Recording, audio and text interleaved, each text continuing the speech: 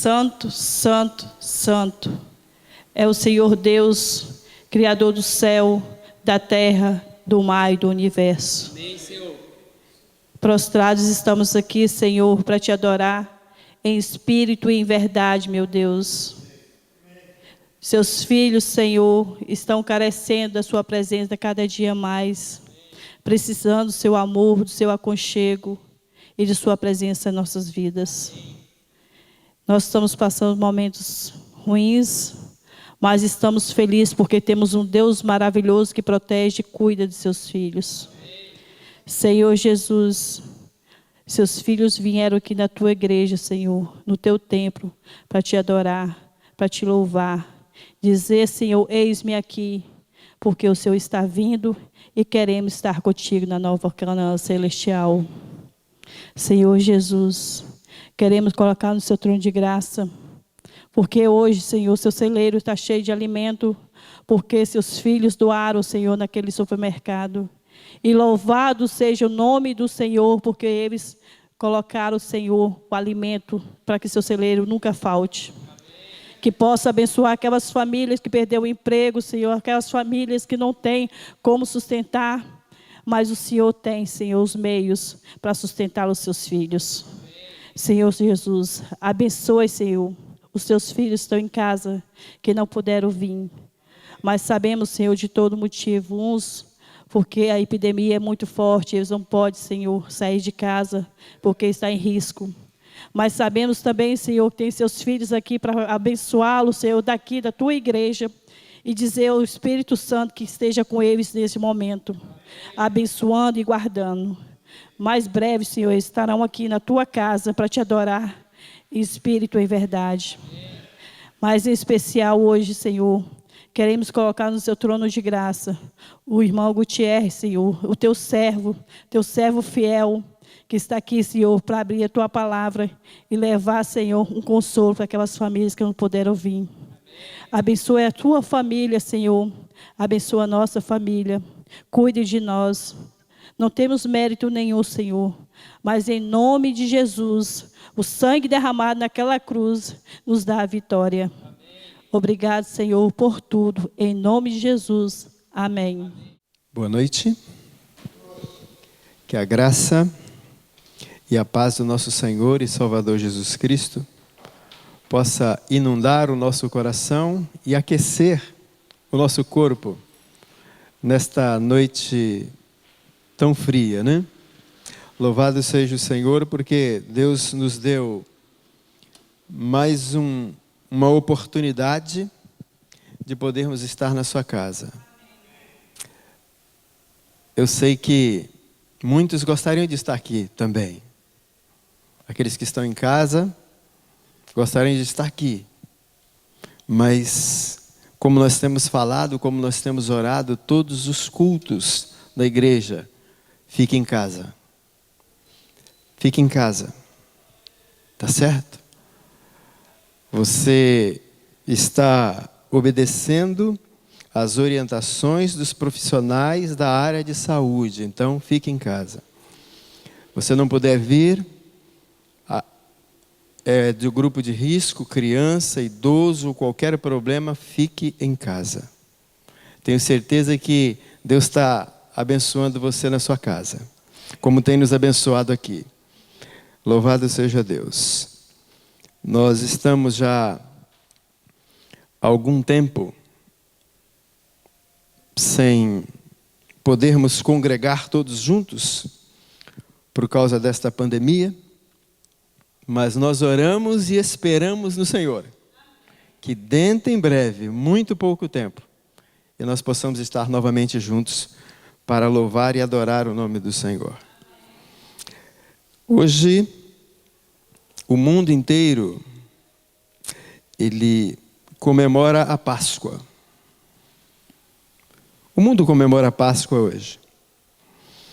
E se você fosse perguntar assim, a igreja adventista comemora a Páscoa? Ou por que alguns da igreja adventista comemoram a Páscoa?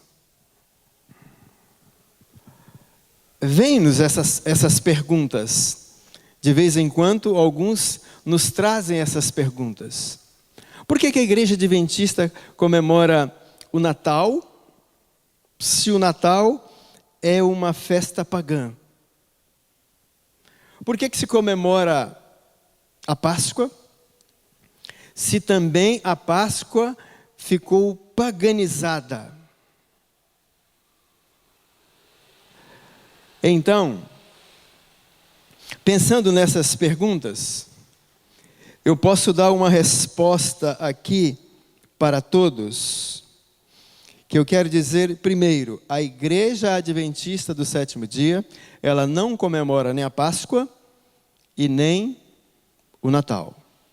Então, por que este movimento da igreja? Por que a igreja faz esse movimento na Páscoa, esse movimento na Semana Santa, esse movimento no Natal? Abra sua Bíblia, por favor. Você que também está em casa, por favor, abra sua Bíblia.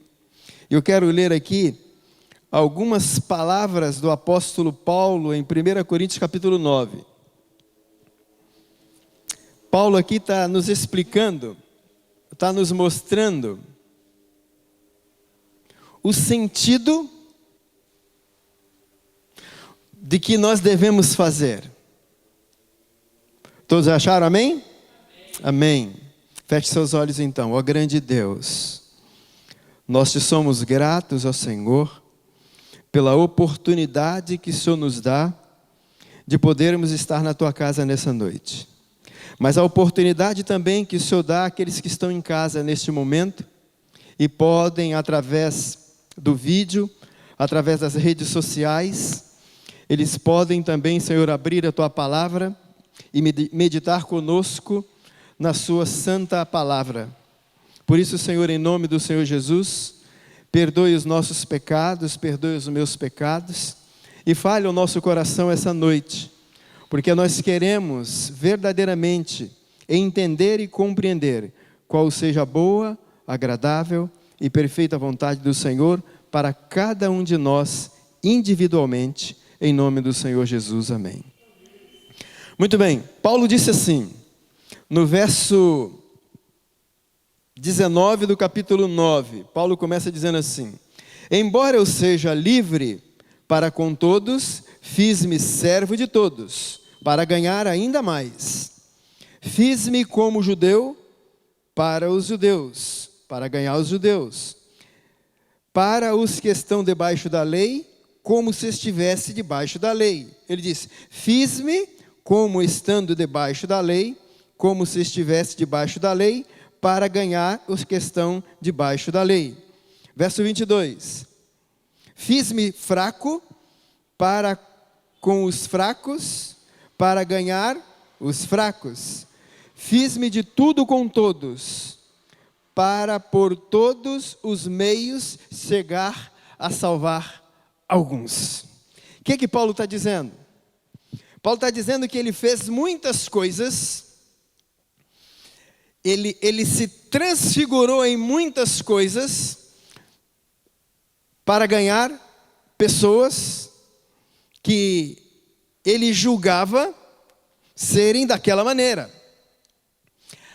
E a Igreja Adventista, ela usa também estes momentos, tanto a Páscoa como o Natal, porque nesses momentos, né, o mundo, a sociedade está com o coração mais acessível, né? Está com o coração mais acessível a Jesus, a Deus. E a igreja então usa estas datas para a pregação do Evangelho. Não que a igreja guarde ou festeje o Natal e a Páscoa, não.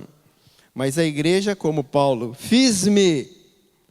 Nós podemos dizer aqui, nós nos fazemos de acreditar no dia 25 de dezembro como Páscoa, para ganhar aqueles que creem que Jesus nasceu como Páscoa, como Jesus morreu por nós. Assim também nós deveríamos fazer. E esse é o conceito mesmo. O conceito é que nós, como povo de Deus, não podemos perder nenhuma oportunidade de pregar a palavra. Principalmente nesses momentos de aflição e angústia que passa o mundo, devido ao coronavírus, e que o coração das pessoas estão acessíveis a Deus. Governantes, estadistas, pessoas até mesmo incrédulas, ateus. A semana passada eu vi um artigo de um ateu. Eu li, porque embaixo ele escreveu assim: só Deus.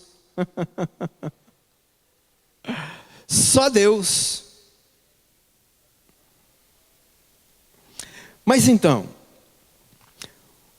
o que era a Páscoa?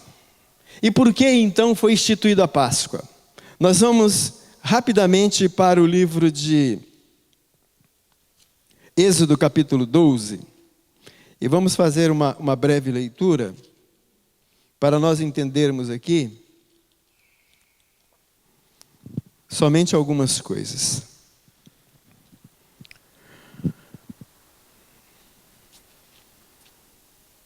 Muito bem, verso 2 em diante, verso 1 em diante, capítulo 12, verso 1 em diante.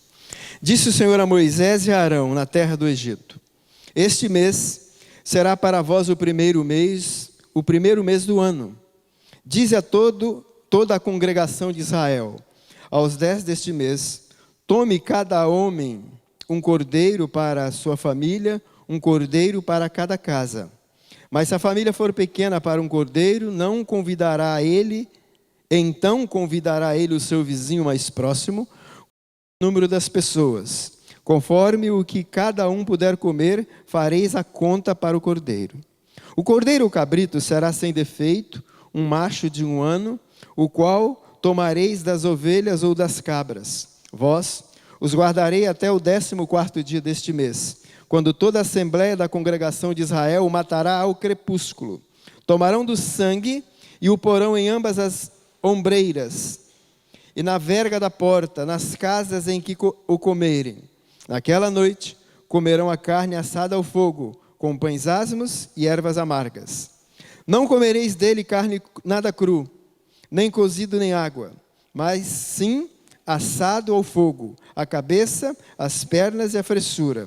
Nada deixareis dele até pela manhã. Se algo ficar dele até pela manhã, queimareis ao fogo. Assim o comereis, os vossos lombos cingidos, os vossos sapatos nos pés, o vosso cajado na mão. Comê-los-ei apressadamente. Esta é a Páscoa do Senhor. Verso 12. Naquela noite passarei pela terra do Egito e ferirei todos os primogênitos na terra do Egito, desde o homem até os animais. E sobre todos os deuses do Egito executarei o meu juízo, pois eu sou o Senhor. Verso 13. O sangue vos será por sinal nas casas em que estiverdes. Vendo o sangue, passarei por cima de vós, e não haverá entre vós praga destruidora, quando eu ferir a terra do Egito. Este dia vos será por memorial, e celebrá-los-eis por festa ao Senhor. Nas vossas gerações o celebrareis por estatuto perpétuo. Aqui então foi instituído a Páscoa. Mas a Páscoa, ela era uma festa, na realidade, uma ordenança, mas ela vinha acometida de uma praga vinda de Deus, a praga da morte dos primogênitos. O contexto aqui é o povo de Deus de cativeiro do Egito, e o faraó não permitindo que o povo saísse, não permitindo que o povo saísse para adorar a Deus no deserto. Deus fez muitos milagres, Deus fez muitas coisas para que faraó pudesse deixar o povo sair. Só que em nenhuma delas teve resultado. E a última delas, então, foi a morte dos primogênitos. E Deus, então, instituiu esta festa como festa de libertação. Então a Páscoa, ela é a libertação. Quando se fala em Páscoa, nós não devemos pensar em chocolates e nem em coelhos. Páscoa simboliza libertação. E olha que coisa interessante. Olha como o inimigo de nossas almas, ele é astuto. No Natal, o personagem mais importante, o mais falado no Natal é quem é? Papai Noel. Papai Noel. Não é o menino Jesus. Não é Jesus. O mais falado é o Papai Noel. Na Páscoa, também, o animalzinho mais falado deveria ser o cordeiro, mas não é. É o coelho. E se nós formos para o livro de Levíticos, nós vamos ver que o coelho é um animal imundo. Preste atenção. O que fizeram com a Páscoa? Transformaram a Páscoa do Senhor em abominação. Abominação. Do Cordeiro de Deus que tira o pecado do mundo para um animal imundo. Do sangue de Cristo que liberta, transforma, cura, salva, para o chocolate, que faz tão mal para as nossas artérias e veias. Perceberam? Nós, como povo de Deus, nós não podemos entrar nesta. Por que eu estou falando isso? Porque hoje eu recebi uma foto no Zap de uma irmã da nossa igreja, não é daqui, mas da nossa igreja, dizendo assim: Feliz Páscoa. Com a foto de um coelhinho.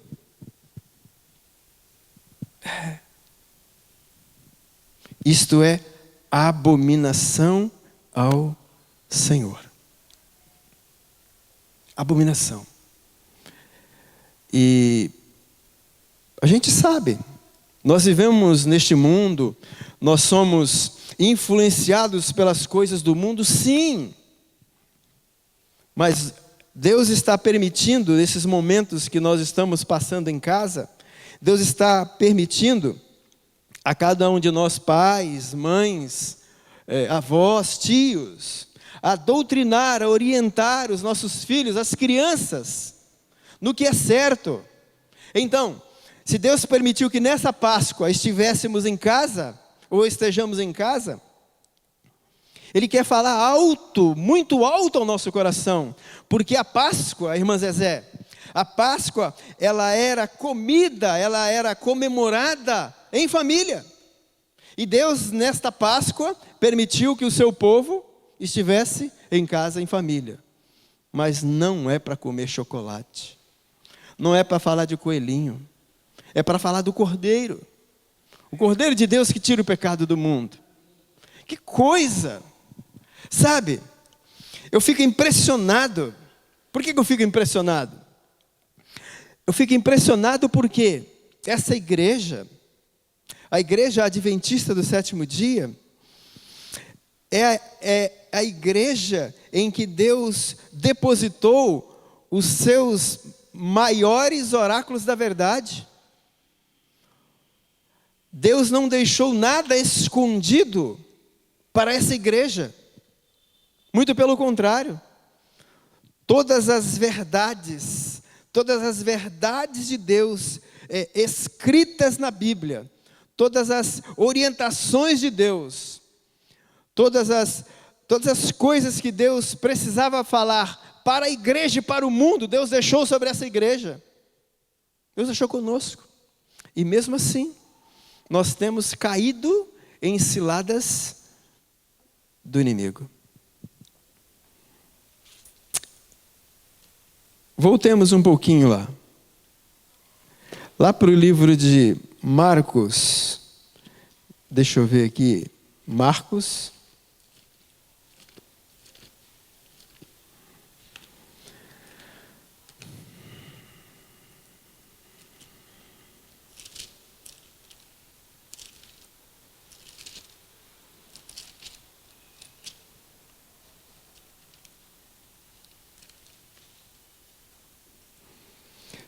Só um minuto.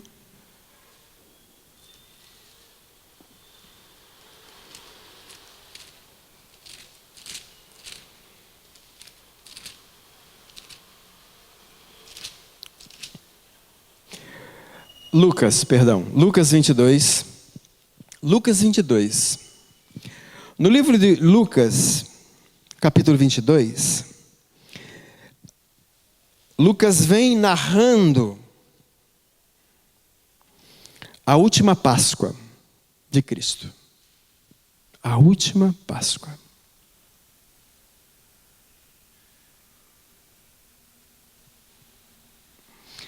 No verso 7 em diante,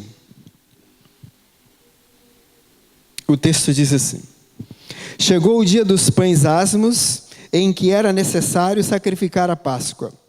Jesus então envia Pedro e João dizendo: ide, preparai-nos a Páscoa para que a comamos.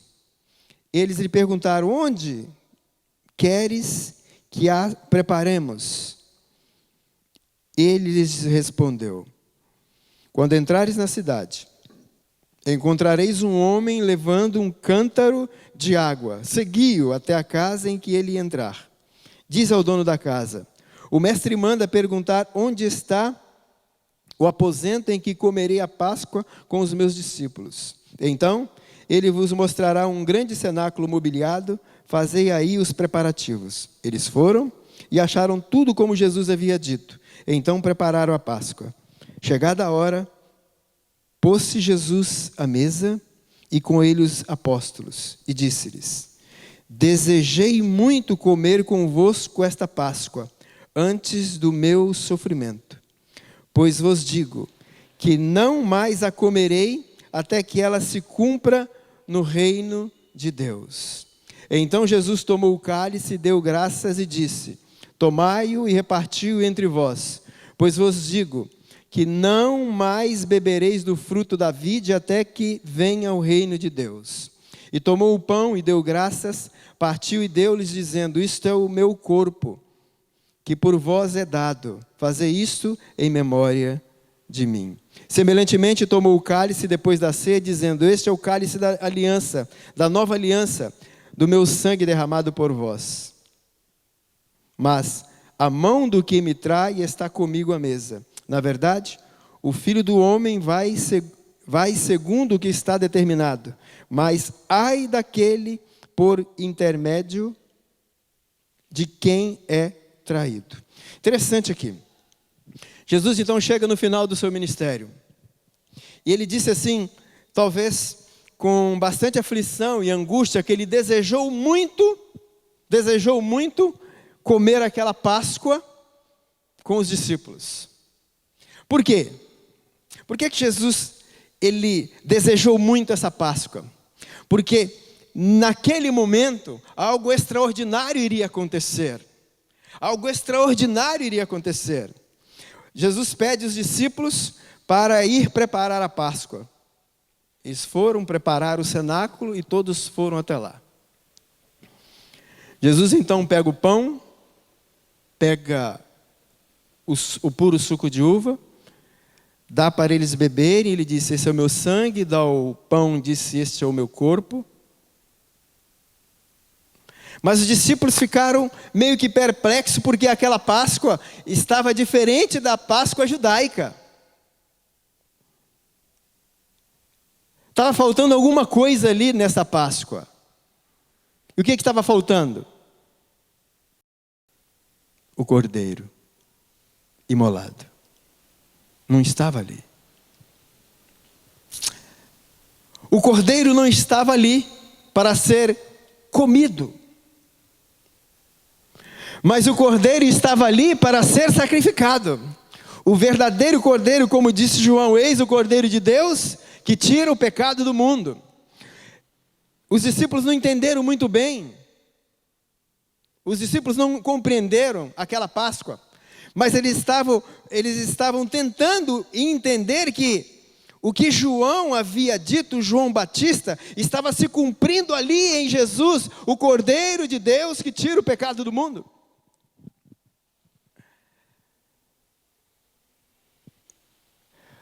O cordeiro não estava ali nas panelas ou nos pratos, porque aquele que estava servindo, que era o próprio cordeiro. E ele iria morrer logo a seguir, para pagar o preço dos meus pecados e dos pecados de toda a humanidade. Interessante isso. Por quê?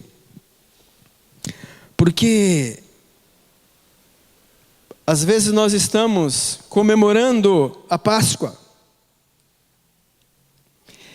e não sentimos falta do Cordeiro. Não sentimos falta do Cordeiro. E essa é a pergunta essa noite. Aonde está o Cordeiro que deveria estar na sua casa? Essa é a pergunta. Essa é a pergunta de Deus para nós essa noite. Onde está o Cordeiro que deveria estar na sua casa? Para você se banquetear e festejar a Páscoa. Porque eu estava falando uma certa vez para um casal, e eles ali correndo porque estavam se preparando para o casamento. E aí teve um incidente nos preparativos para a festa. Eu sentei com os dois e disse assim: vem cá, quanto tempo tem que vocês estão se preparando para este casamento? E a noiva disse assim: tem quase 1 ano já. E eu fiz a segunda pergunta: e quanto tempo tem que vocês estão se preparando para ficarem casados? Não para o casamento, mas para a vida de casado. Sabe por quê?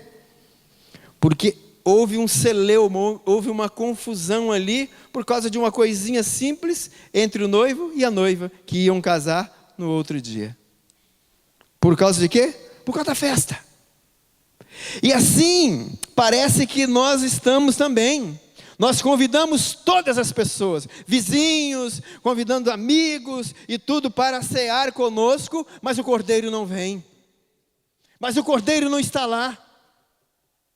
Meu Deus, por favor. Imagine ali a alegria, a oportunidade dos discípulos em estar na frente deles o verdadeiro Cordeiro, o Cordeiro que tira o pecado do mundo. E com a morte de Cristo, tudo isso ficou para trás, inclusive a Páscoa. Porque Paulo diz em Romanos, 1 Coríntios capítulo 5, verso 7, Paulo diz que Jesus é a nossa Páscoa. Jesus é a nossa Páscoa. Abra lá, por favor, em nome do Senhor Jesus. 1 Coríntios capítulo 5, verso 7. Preste bem atenção no que o apóstolo Paulo diz aqui. Ele diz assim: lançai fora o fermento velho, para que sejais uma nova massa, assim como sois sem fermento, pois Cristo, nossa Páscoa, foi sacrificado por nós. Amém? O que Paulo está dizendo? O que é fermento aqui? Pecado. Deixai o pecado para trás, o fermento velho. Deixai o pecado, porque Cristo é a nossa Páscoa, Cristo é a nossa redenção, Cristo é a nossa libertação do pecado. É isso que Paulo está dizendo. E essa é a mensagem da Páscoa para nós. Nós precisamos do Cordeiro de Deus na nossa casa. Nós precisamos, pela graça de Deus, permitir que o Cordeiro não só passeie pela nossa casa, não só tenha o sangue nos umbrais da nossa casa, mas que ele seja um hóspede presente constantemente em nossa casa. É isso que precisamos, irmãos, porque nós não podemos mais continuar com o fermento velho, porque o que passou, passou. Agora nós somos a nova criatura em Cristo.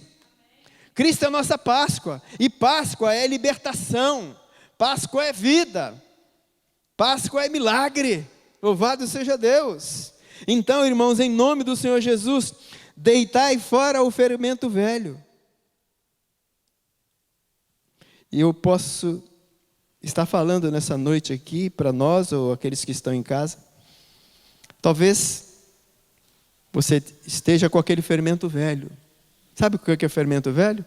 Aquele pecado velho, envelhecido, aquele pecado acariciado que você não deixa, mas está ali dificultando a sua vida espiritual, atrapalhando o seu relacionamento com o seu cônjuge, com os seus filhos, por causa do pecado, por causa do fermento. Nós estamos fazendo as festas e esquecendo do dono da festa. Os discípulos, eles se maravilharam quando entenderam que Jesus era o Cordeiro. E o Cordeiro estava presente. Mas nós temos que fazer uma reflexão. Quando nós nos juntamos em nossas casas para cear, para cantar louvores a Deus, para fazer o culto vespertino e matutino, o culto do pôr do sol, o Cordeiro está ali conosco? Ou ele está afastado dali?